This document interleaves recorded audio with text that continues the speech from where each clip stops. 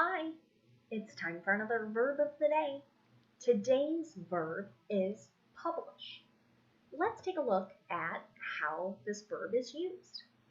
The first definition for the verb publish is to prepare and issue a book, a piece of music, or other work for public sale. A second way this verb publish is used is to mean to print something in a book, a journal, a newspaper, etc. The third way we use this verb publish is to mean to make content available online. This is actually a word I see every day that I make and post a video on YouTube. One of the last steps is to select if I want to publish a video. Publish is a regular verb. To make the progressive tense, all we need to do is add ing to make publishing. The past tense and participle forms of this verb are made by adding ed. And because this verb ends in a sh sound, the ed is going to make a t sound. Published, published. You may be relieved to know that there really aren't any phrasal verbs that use the word publish. So today we're going to go back and review active and passive voice. If you've been watching the videos this week, then you may already recognize that many of the sentences you read and hear every day are in active voice, meaning they begin with the person or the thing that's responsible for the action. So here are two examples. Mike has cleaned the house. Jen has planted vegetables. We know in the first sentence that Mike is responsible for the action of cleaning. And in the second sentence, Jen is responsible for the action of planting. Sentences in the passive voice, however, are going to begin with the person or the thing that is acted on or that receives the action. The person who did the action may not be included in the sentence, or if they are included, they're generally going to come at the end of the sentence, and their name or the pronoun will come after the preposition by. I'm going to take the first sentence that we did in active voice, Mike has cleaned the house, and we'll change it to passive voice. The house has been cleaned. Or I could say, the house has been cleaned by Mike. We can also take the second sentence. Jen has planted vegetables, and change that to passive voice. Vegetables have been planted, or vegetables have been planted by Jen. Passive voice may be used in times when we don't know the person that's doing the action. They are unknown.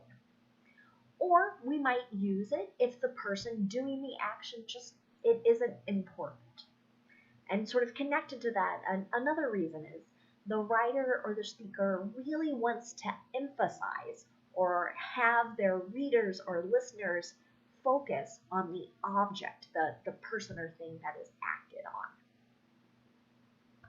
So let's take our verb publish and practice making present perfect verb tenses will work in the active voice and the passive voice today. Let's look at affirmative sentences first.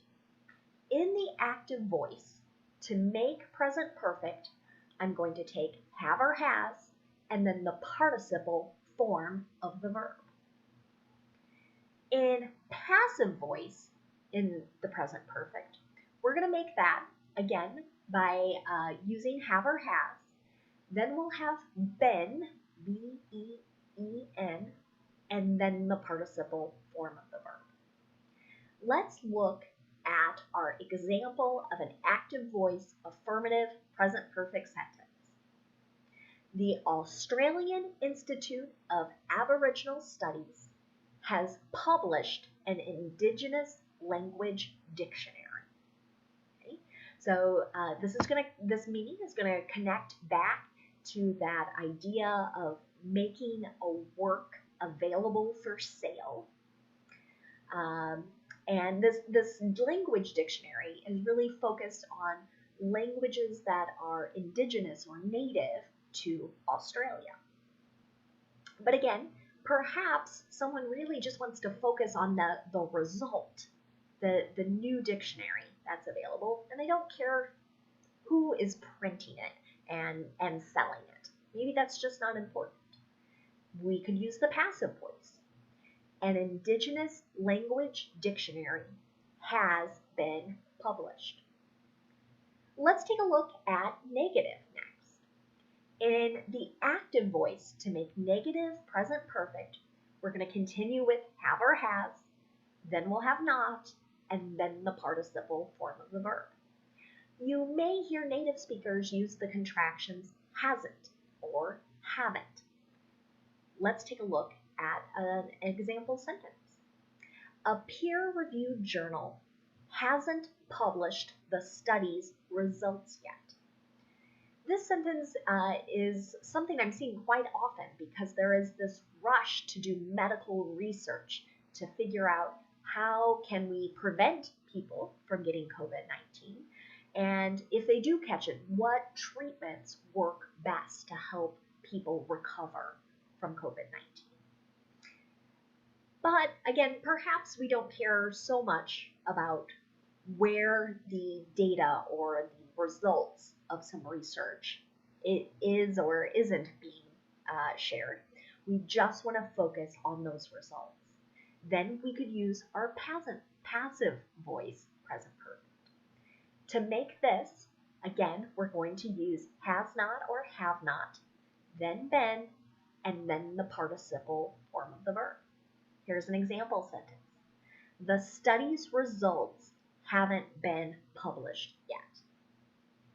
Finally, let's look at making a yes or no question in the present perfect.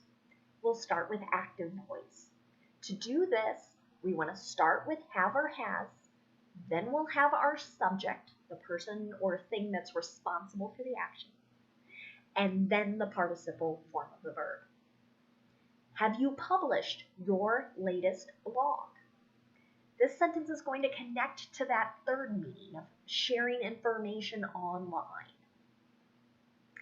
If I want to make a question in passive voice, so I'm speaking to the person who does the writing and who does the sharing, right? So the you is already known, right? I want to focus on the thing that's being acted on, the blog.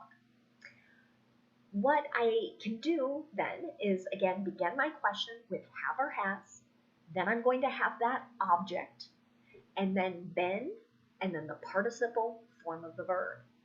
Has your latest blog been published? Next, let's take a look at some words that are related to our verb publish. The first is a noun, publisher. It's a person or a company that prepares and issues books, journals, music, or any other sort of works for sale. Here's an example sentence. She has spent 15 years as the publisher of the local newspaper. Another related word that you might hear is publishable. It's an adjective, and it means able to be printed or issued for sale or distribution. Here's an example. This article is so thorough, and I'm sure it's publishable.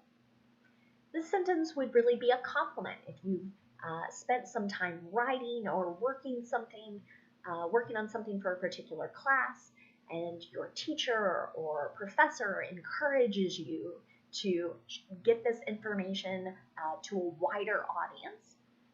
They might use this adjective, publishable. Of course, we've got the opposite of that, the adjective unpublishable. Right? And this might mean that something is not able to be made available in print or for distribution and sale. And there could be a few reasons. Perhaps it's not very good.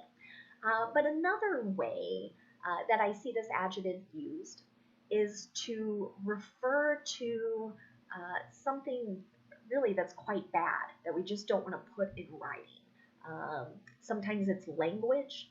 There are certain words that newspapers generally will not publish. So that takes us to our example.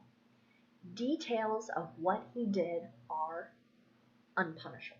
So here, perhaps we're reading a story where someone has been accused of a crime, and whatever that person is alleged to have done is just deemed so awful that we can't share it, and take the risk that perhaps someone young might read it.